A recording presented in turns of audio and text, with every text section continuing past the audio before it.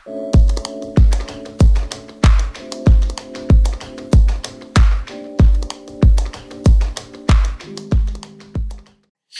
वालेकुम students, scientific method का आज हमारा दूसरा लेक्चर है और इसमें हम कुछ और एग्जांपल्स देखेंगे और जो कुछ और टर्म्स हैं उनको देखेंगे।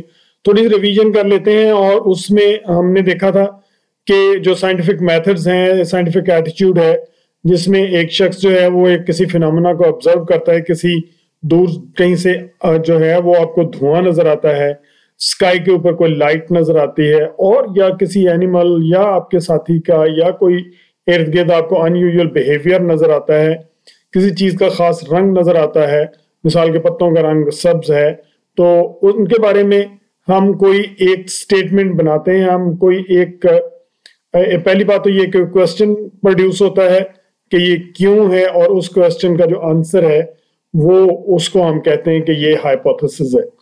Hypothesis basically tentative untested answer होता है किसी भी क्वेश्चन का।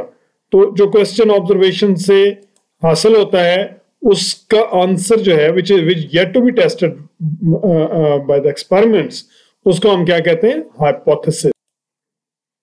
हाइपोथेसिस दो तरीकों से बनाया जाता है। One is the deductive reasoning and second is the inductive reasoning. ये हमने कल डिस्कस किया था।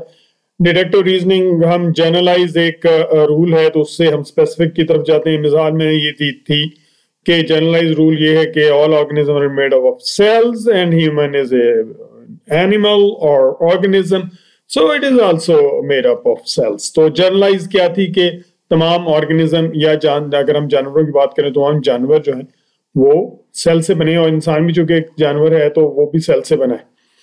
और ये हमने हाइपोथेसिस बना लिया। और दूसरी जो इंडक्टिव रीजनिंग है, बाज़ औक़ात हम ये करते हैं कि जनरलाइज स्पेसिफिक से जनरल की तरफ जाते हैं। स्पेसिफिक से जनरल की तरफ मतलब ये है कि हम ये कहते हैं कि जो इंसान है वो एक जानवर है, और जो कि इंसान सेल से बना है तो तमाम जानवर सेल से बने। सो हम स्पेसिफिक से जनरल की तरफ जाते हैं। हाइपोथेसिस कैसे डेवलप होता है, ऑब्जर्वेशन कैसे होती है, उसकी हमने एक एग्जांपल दी थी कि अली और इमरान जो हैं वो आइडेंटिकल ट्विन्स हैं, और ये आइडेंटिकल ट्विन इनके साथ एक प्रॉब्लम है कि ये हर रोज केमिस्ट्री की 1 बजे वाली क्लास के अंदर इनको नींद आ जाती है। So they want to know why this happen with them. Following hypothesis can be made. अब उनको प्रॉब्लम ये कि सोचते हैं ये कैसे क्यों होता है।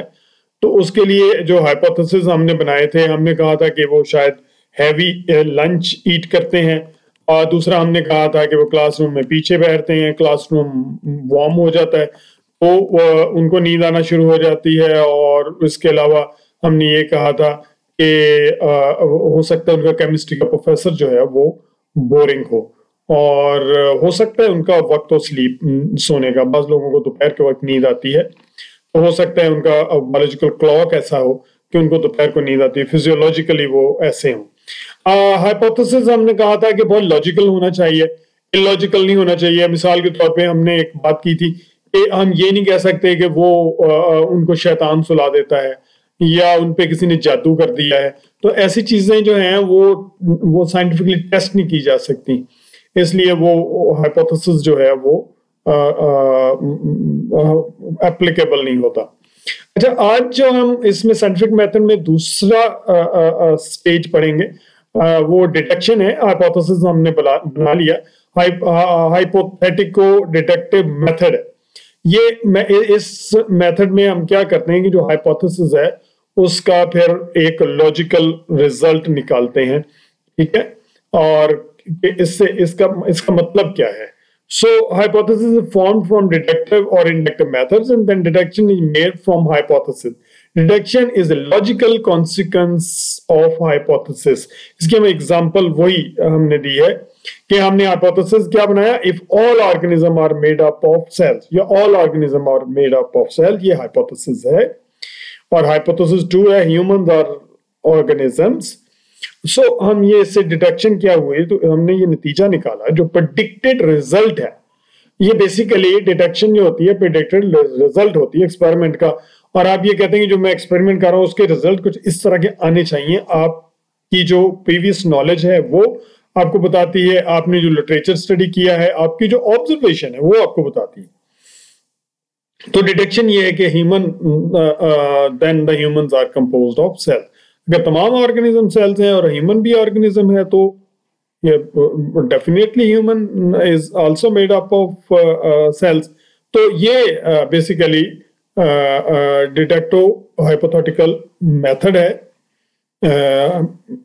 जिसमें हम एक डिटेक्शन डेवलप करते हैं, एक लॉजिकल आंसर डेवलप करते हैं, हाइपोथेसिस में से नतीजा निकल। उसके बाद एक्सपेरिमेंट की बारी आती है, तो हम फिर एक्सपेरिमेंट परफॉर्म करते हैं, और उसमें डिफरेंट टाइप ऑफ एक्सपेरिमेंट हो सकते हैं। आप मुख्तलिफ वेरिएबल्स को डिस्कस कर सकते हैं। मिसाल के तौर पे हाइपोथेसिस जो उन्होंने बनाया था पहला कि जी if twins sleep because they eat lunch before their 1 PM class, तो हम एक्सपेरिमेंट क्या डिजाइन कर सकते हैं कि Ali postpone lunch until class ends at 2 but Imran still eat at 1 PM class.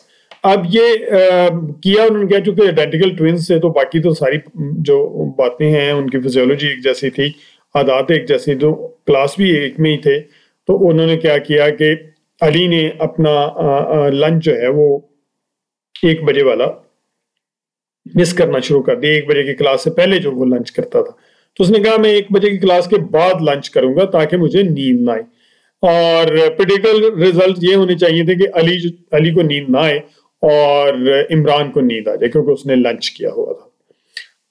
Hypothesis, दूसरा हाइपोथेसिस जो था, if the twins get sleepy at 1 class because they sit in the back of the room. हो सकता है पिछली जगह पे बैठने के लिए वो पिछले बेंचेस पे बैठते हैं, तो वहां पर तवज्जो कम होती है, टीचर्स की भी खुद भी रिलैक्स हो जाते हैं, इसलिए नींद आती है। तो अली जो है वो फ्रंट पे आ गया और इमरान जो है वो बैक में रहा। तो अब प्रेडिक्टेड रिजल्ट ये होना चाहिए कि अली को नींद ना आए और इमरान को नींद आए। अब अगर इन दोनों जो हमने एक्सपेरिमेंट किए हैं, इनका रिजल्ट ये हो कि उनको नींद फिर भी आ रही हो, ठीक है, और कोई खास फर्क ना पड़ता हो, तो फिर हम ये कहते हैं कि ये दोनों चीजें तो कम से कम इसमें शामिल नहीं है। फिर हम आगे बढ़ते हैं और एक्सपेरिमेंट करते हैं, ठीक है। अब उन्होंने सोचा कि शायद हम देर तक सोते रहते हैं, तो इस वजह से हमें सुस्ती रहती है, तो वो जल्दी जागना शुरू हो गए। 2-4 दिन तो वो बड़े एक्टिव रहे, लेकिन उसके बाद फिर बात वहीं आ गई, they just feel as sleepy as previously. अब एक और होता है जिसे कंट्रोल्ड एक्सपेरिमेंट कहते हैं। कंट्रोल्ड एक्सपेरिमेंट में हम एक फैक्टर जो है उसको हम कांस्टेंट रखते हैं और वेरिएबल्स को हम चेंज करते रहते हैं, तो ये कंट्रोल्ड एक्सपेरिमेंट होता है। उसको हम कंट्रोल ही कहते हैं। मिसाल के तौर पे हम अगर फसल आप लगाते हैं, आपको इस तरह से मैं एग्जांपल देता हूँ। अगर हमको फसल लगाते हैं, उसके हम 4 प्लॉट बनाते हैं, हम देखते हैं कि डिफरेंट कंसंट्रेशन ऑफ सॉल्ट जो है वो कैसे इन पे ऊपर इफेक्ट करती है। तो उसमें आप देखेंगे एक जो खेत है या एक प्लॉट जो है आपका, उसको आप नॉर्मली पानी देते हैं, उसमें कोई सॉल्ट नहीं डालते। जो अगले 3 प्लॉट हैं आपके पास, एक में आप 5% सॉल्ट यूज करते हैं, एक में 10% और एक में 20%।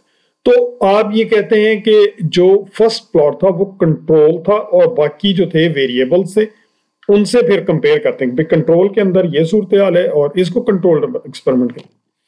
अच्छा जी, उसके बाद एनवायरनमेंट भी आप कंट्रोल कर सकते हैं, बहुत सारी और चीजें जो हैं उसको भी आप कंट्रोल कर सकते हैं। जब एक्सपेरिमेंट होता है, हाइपोथेसिस है, एक्सपेरिमेंट है, तो हमें एक नतीजा निकलता है। रिपीटेड एक्सपेरिमेंट होते रहते हैं और फिर एक थ्योरी डेवलप हो जाती है, उसको हम थ्योरी कहते हैं, साइंटिफिक थ्योरी। किसी हद तक साइंटिफिक थ्योरी जो है ये मोस्टली एक्सेप्ट की जाती है और इसमें जो वर्क होता है वो ना सिर्फ साइंटिस्ट अपना काम होता है, बल्कि दूसरे साइंटिस्ट जो हैं उनके साथ भी वो कंसल्ट करता है और आपस में भी एक दूसरे के साथ भी कंसल्ट करते हैं, डिफरेंट ऑर्गेनाइजेशंस को भी भेजते हैं और प्रीवियस नॉलेज और जो दुनिया के मुख्तलिफ हिस्सों में काम हो रहा है उसको भी देखते हैं। और रिपीटेड एक्सपेरिमेंट के बाद जब कुछ ऑब्जर्वेशंस जिनसे हाइपोथेसिस बना था और फिर डिटेक्शन बनी थी, वो एक्सेप्ट हो जाती हैं generally in the scientific community, तो उसको फिर हम साइंटिफिक थ्योरी कहते हैं। तो थ्योरी में डेफिनेटली जो जिसको आप कहना चाहिए चेंज आ सकती है, बट बहुत ज्यादा नहीं, काफी हद तक वो जो है एक यूनिवर्सल ट्रूथ होता है। इसमें बायोलॉजी में अगर आप देखें तो theory of natural selection Darwin की, और उसके बाद बहुत सारे लोग, न्यूटन ने बहुत सारी जो है, न्यूटन ने तो कुछ लॉ भी दिए हैं, आइंस्टाइन की थ्योरी ऑफ रिलेटिविटी और special theory of relativity, you all know must know about these theories. और साइंस के अंदर जो थ्योरी ऑफ नेचुरल सिलेक्शन है, ये बहुत पॉपुलर है और बहुत कंट्रोवर्शियल भी थी, लेकिन एक्सपेरिमेंट्स, रिपीटेड एक्सपेरिमेंट्स नहीं पता चला कि ये काफी बातें जो थी वो सही थी। उसके बाद ये थ्योरी जो है, ये साइंटिफिक लॉ सिर्फ उस वक्त बनता है जब उसको बहुत ब्रॉड स्पेक्ट्रम में उसको एक्सेप्ट किया जाए। जनरलाइज थ्योरी है और उसके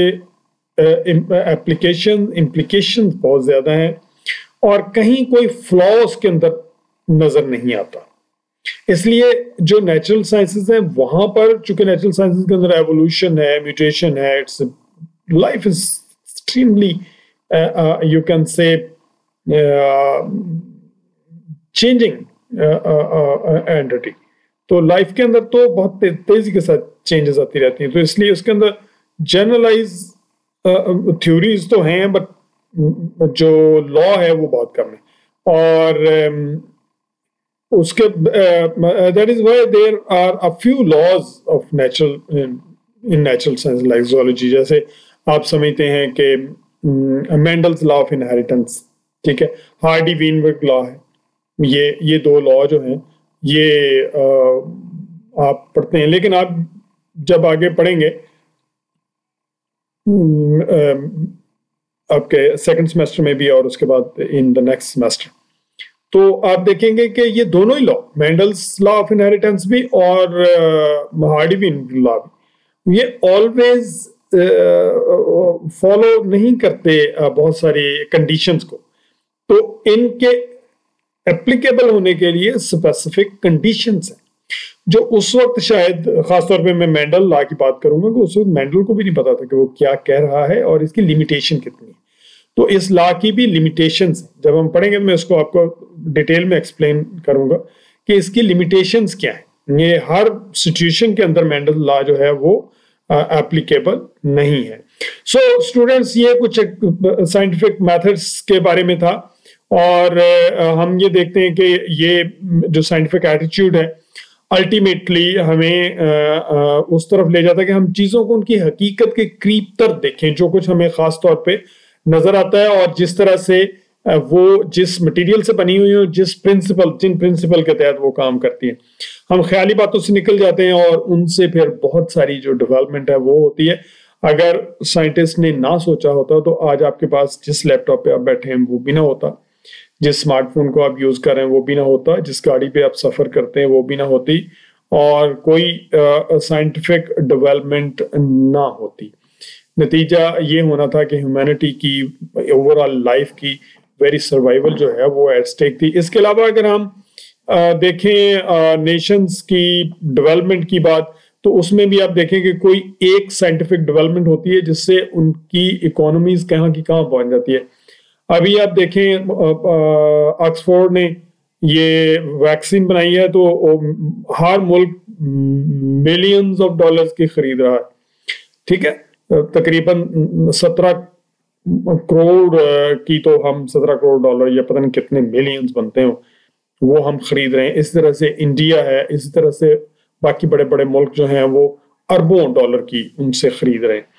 अब इस तरह फाइजर है, एक कंपनी है, तो कोविड या कोरोना की उन्होंने वैक्सीन बनाई है, तो वो अब पता नहीं वो कैसे किस तरह से राइज कर जाएगी। एक सिंपल एग्जांपल आपको देता हूँ कि नोकिया जो हंगरी में बनता था, तो उस पूरी सिर्फ एक कंपनी की जो जीडीपी थी, जीडीपी ग्रैंड डोमेस्टिक प्रोडक्शन को हम कहते हैं, जो मसलन जितनी हमारी इकोनॉमी की एक टर्म है कि उसको हम करते हैं, उससे डिपेक्ट करते हैं। तो जितनी हमारी जीडीपी थी नोकिया अकेली एक कंपनी की उससे ज्यादा थी। तो साइंटिफिक रिसर्च जो है वो इस कदर कारगर है और इस इकोनॉमिकली इस कदर जरूरी है, खासतौर पे डेवलपिंग वर्ल्ड के लिए, कि उनकी इकोनॉमिक्स जो है वो दिनों में राइज कर सकती है अगर वहां पर साइंटिफिक एटीट्यूड डेवलप हो जाए। Thank you very much, hope you enjoyed it, और इसको अच्छी तरह देखिएगा और फीडबैक दीजिएगा।